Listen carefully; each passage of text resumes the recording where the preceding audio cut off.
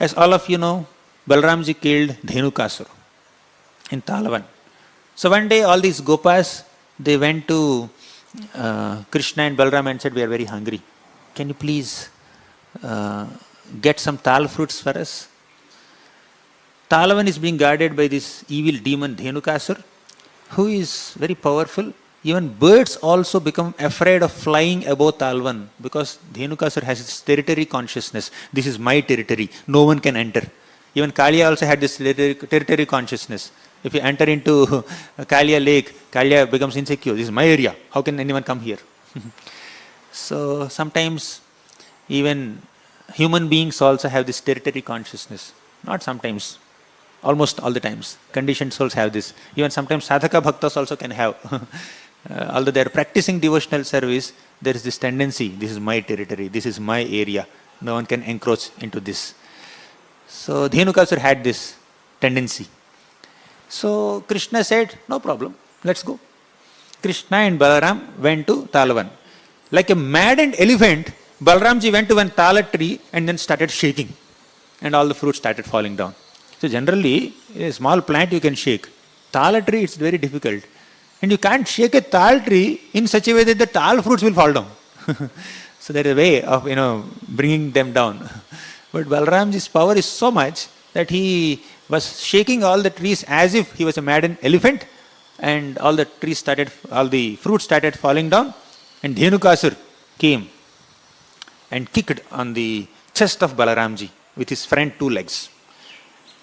And Balaramji, after a very brief fight, he just caught the hind legs of Dhenukasur and then twirled him around and then threw him on the top of a tala tree. Just like Krishna killed Vatsasur. When Krishna was hardly 3 years old, a demon named Vatsasur came in the form of a calf and merged into the herd of Krishna. Then Krishna caught the hind legs of this Vatsasur and twirled him around and threw him on a kapita tree, and kapita fruits fell down. Same format. Balaramji also killed Dhenukasur. He also twirled this Dhenukasur and then threw on the tree, and the tal fruits fell down, and many other colorful asses came. Colorful donkeys came, and Krishna and Balaram together threw all of them on the top of tal trees, and then all the tal trees started falling down, and this entire Talavan is like a great river of blood with some islands of the dead bodies of the donkeys. So, why did Krishna not kill Dhenukasur? Balaramji could have killed. Balaramji killed, but Krishna also could have killed, but he did not kill. He allowed Balaramji to kill. And then only Balaramji came forward. There are reasons. Now, actually before Balaramji killed Dhenukasur, Dhenukasur and Krishna had a very huge fight. So they were fighting in the sky also. They were fighting lifting Govardhan mountain also. But still Krishna did not kill Dhenukasur, because Dhenukasur in his past life was the son of Bali Maharaj. I think his name was, it starts with S. I forgot his name. Whoever it is. So he is the son of Bali Maharaj. And once this Bali Maharaj's son went to a place and he was enjoying with 10,000 girls. And he's making so much of noise. And Durvasa Muni was doing tapasya nearby. And Durvasa Muni got disturbed and said, you are braying like a donkey. May you become a donkey. Why so much noise? This is such a peaceful place where sages come and then do some tapasya here. How can you make so much noise like a donkey here, braying? So I curse you to become a donkey. He became a donkey. So this is the background of Bali Maharaj's son becoming Dhenukasur. There is another background. Vamanadev, when he went to subdue Bali Maharaj by begging charity of 3 steps of land, he occupied the entire property of Bali Maharaj and subdued to Sutala planet. At that time, Vamanadev gave a promise to Bali Maharaj, I will never kill anyone in your dynasty. So Krishna did not kill Dhenukasur, who is actually Bali Maharaj's son, in a previous life, of course. So he allowed Balaramji to kill. So Balaramji took that opportunity by Krishna's will, and then he killed Dhenukasur. And Balram and Krishna together killed many other donkey friends of Dhenukasur. This Dhenukasur represents a load-carrying mentality. What is this load? Shakatasur represents load-carrying mentality of carrying bad habits, past and new bad habits. There are so many bad habits, even sadhaka bhaktas also can have. I think we don't have to mention all of them, but there are so many bad habits. It's like a load. Just like Krishna kicked the cart and killed Shakatasur, similarly we need to offer prayer to Krishna. Krishna, please kick the load of my bad habits, past and current bad habits, and protect me from these bad habits. Now Dhenukasur represents another kind of load carrying mentality. What is this? The load of material intelligence. There is material intelligence. It's good, right? With your intelligence only, with discrimination only, you will be able to understand what is right, what is wrong, what is good, what is bad, what is auspicious, what is inauspicious, what is harmful, what is beneficial. So you understand. But on a material plane, you are constantly differentiating between what is good and what is bad, what gives me enjoyment, what gives me distress, what is papa, what is punya, what is auspicious, what is inauspicious. But both are on a material plane only, right? So material intelligence is required to control the material mind and to survive in the material world in one sense. But too much of material intelligence and too much of material discrimination or differentiation between right and wrong to acquire materially good and reject materially bad is like a load. We don't have to exercise our intelligence so much to understand what is right and what is wrong on a material plane. Ultimately, it is material only. So we need to spiritualize that intelligence. Sometimes being too intelligent on a material plane is also bad. Extra smart on a material plane, that is also bad.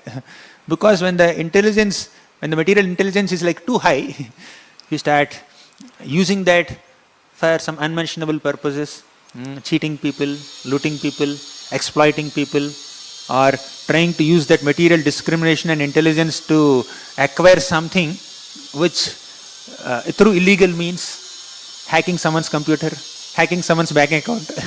All this requires a lot of intelligence, right? You need a lot of intelligence to do all these things. It may go into negative purposes also sometimes.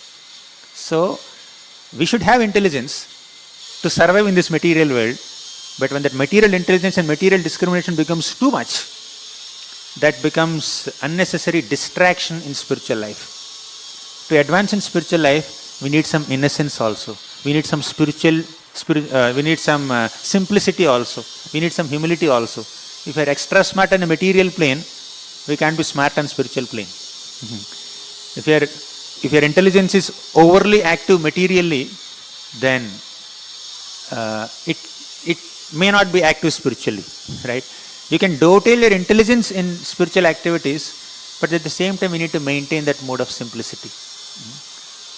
So, Hanumanji is very buddhiman, very intelligent, extremely intelligent. But at the same time, Hanumanji is very simple also. He is so intelligent to understand and analyze the emotions and demeanor of Vibhishan and say that accepting Vibhishan is very beneficial to Lord Ramachandra. While the king of Vanaras, Sugriva, says that let's not accept Vibhishan. It's very harmful to us. But Hanumanji is very intelligent. He has a lot of buddhi, so he could understand, he could study the demeanor of Vibhishan and say he's very genuine in his character. He can study people. He can understand situations. But that's, at the same time, Hanumanji is also very simple-hearted. One day, Hanumanji saw Sita Devi putting sindhur and asked Sita Devi, "My dear mother, what is this sindhur on your forehead? Why are you putting this?" Then Sita Devi thought, he's a brahmachari. What will he understand about sindhur and all that?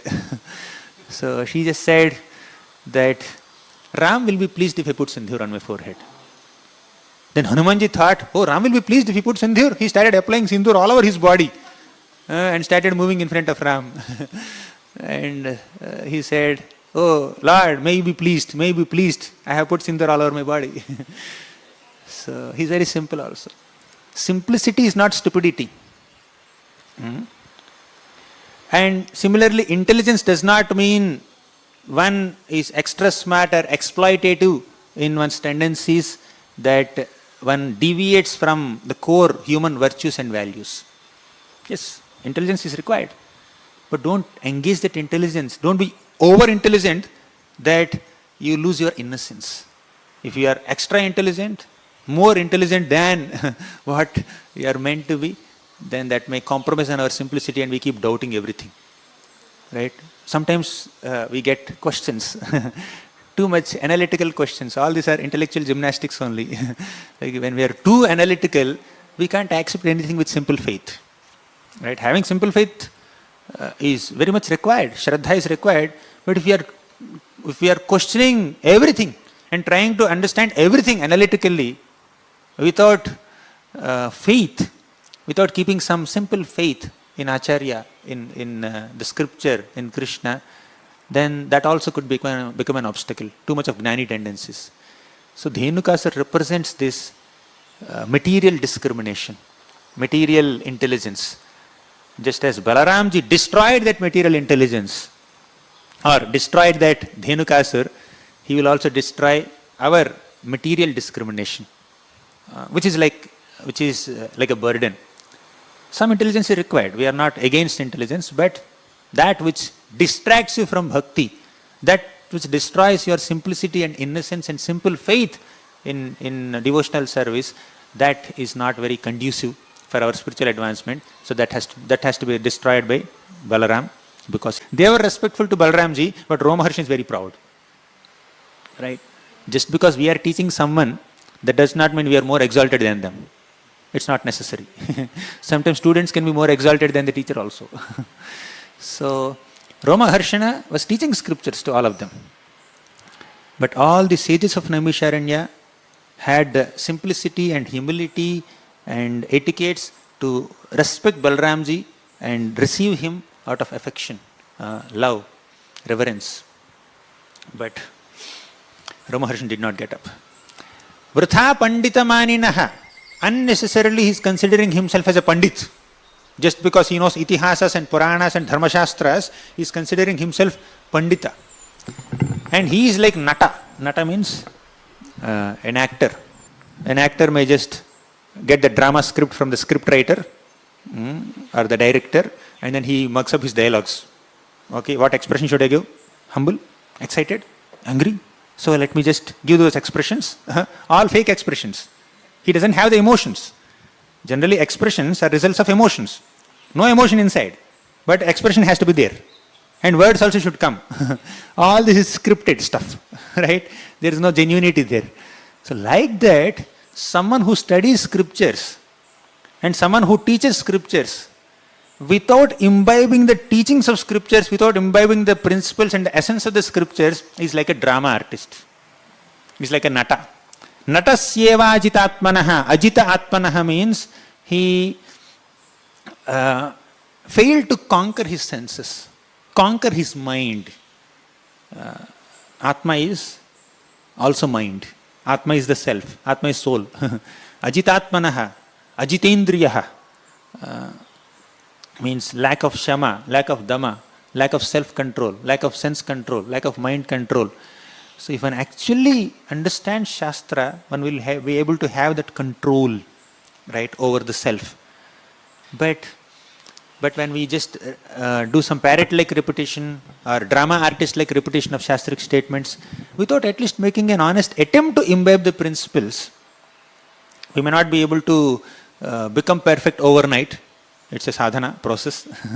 It takes a lot of time to come to that standard. At least if there is an endeavor in that direction, if there is some desire to develop that mood, then they are on the right track. But here, he is not on the right track, he is in the opposite direction. Right? All the Shastra knowledge is supposed to induce humility in him. Amanitvam, adambhitvam, ahimsa, kshantirajyavam. The first aspect of knowledge is amanitvam, humility. And he lacks that humility. Right? Krishna says that there are different aspects of knowledge. First is amanitvam, humility. Adambhitvam, pridelessness. Ahimsa, kshantirajyavam, so many other qualities.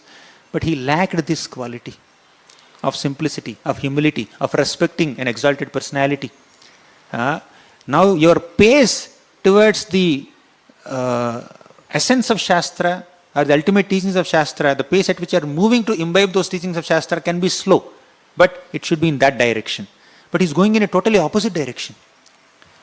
So Balaramji felt that, the next shloka says in that series, Balaramji felt that such a person who is very learned and very influential, very talented in presentation, but lacks humility, lacks simplicity, lacks respecting other great souls, is not qualified to be a teacher. And I have descended to destroy such people. He just took a blade of grass, right? Because he is not like a blade of grass, because he is not exhibiting this quality of trinadapi sunichena, I use a trina to punish him. If we are not trinadapi sunichena, the Lord can use a trina. Lord can use a simple blade of grass to destroy our pride. Right? He can destroy the pride with a smile also. Nijajana smaya dhamsana smita. Nijajana, devotees. Sometimes they have smaya, pride. Dhamsana smita. Just by smiling at his devotees, the Lord can destroy the pride. But sometimes the Lord can destroy the pride by using blade of grass also. Smile is not sufficient for him. Blade of grass is required for him. He empowers the blade of grass with the ability to completely annihilate him. It seems a very extreme punishment. But when you have to emphasize on a principle, when you want to emphatically communicate a lesson to common people, you may have to take an extreme step. Therefore, Lord Balaramji punished Adi Guru, punished this Guru, Romaharshana, in this way. You see, his disciples, all the Naimisharanya sages had the etiquette. His son had the etiquette.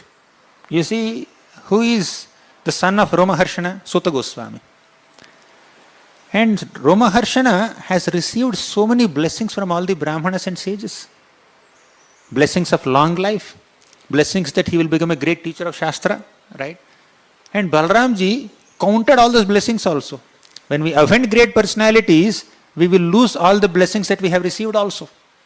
That's the power of offense to great personalities. Now you see, in the 10th canto, 4th chapter, there is one shloka. Ayuhu shriyam yasho dharmam lokan asisha evacha hanti shreyamsi sarvani pumso mahadatikramaha. Ayuhu, lifespan is reduced. Shriyaha, one's beauty is gone. Yasha, one's fame is destroyed. Dharmam, all one's religiosity or virtues are destroyed. Ayuhu shriyaha yasho dharmam lokan, one's higher destinations. Because of one's past good activities, one may be destined to reach some higher planets, but all those higher destinations are also destroyed. Lokan. Asisha evacha, the sixth element is asisha, blessings that one has received. Ayuhu shriyaha yasho dharmam lokan asisha evacha hanti shreyamsi sarvani pumso mahadatikramaha. All these 6 kinds of blessings or opulences or privileges or 6 aspects of fortune one has received in one's life is completely destroyed by offending great personalities. And all the blessings received by Romaharshan Sutta were destroyed because Adi Guru was not pleased with him. Balaramji was not pleased with him. But his son, and Balaramji, you know what he said? I will transfer all these blessings to his son. Because son lives in the form of, father lives in the form of son. That's like a traditional understanding. Just like Draupadi also, he told Pandavas, don't kill Ashwathama. Why? Dronacharya is alive in the form of Ashwathama. He's the son of Dronacharya, right? So he's supposed to take care of his Kripi, of his mother Kripi. So son may continue to live, father may continue to live in the form of son. So that's one understanding. So he inherited all the blessings. But the real principle there is, a proud person, an arrogant person is not qualified or is not eligible to possess all these blessings and privileges. But a humble person is eligible to possess all these blessings. whether it is long life or position as a teacher, a humble person deserves it, not a proud